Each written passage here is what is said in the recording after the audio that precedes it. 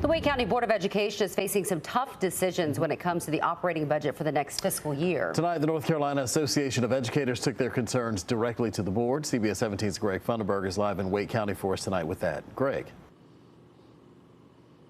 Well, Rod, it was an intense meeting, and educators took to the podium one by one, and they had some strict demands. They want to see no cuts to the budget, and they're also demanding the Board of Education, along with the county commissioners, along with the state legislators, to figure something out.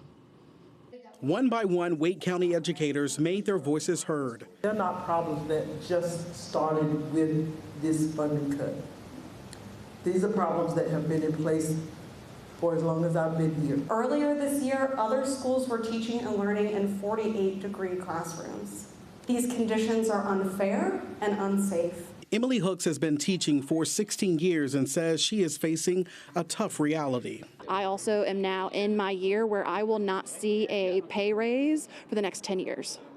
So imagine you being at your job and your boss tells you, hey, by the way, what you're making right now, you will make that exact same amount for the next 10 years. North Carolina Association of Educators President Christina Cole says they're calling for no cuts. The goal is that they request a no cuts budget and ask for the $60 million increase that we need to maintain the operating budget for next year. She says they're asking for no cuts to employee paid dental insurance, staff, maintenance, and they're also requesting a joint union district health and Safety Commission. They're also asking for a multi-billion-dollar school bond to address maintenance issues, along with additional funding to hire and retain maintenance staff. The school board vice chair says tough decisions are ahead. This is a statewide, this is a nationwide issue, and it is past time that the members of the North Carolina General Assembly step up to the plate and invest in our students, our teachers, and our community.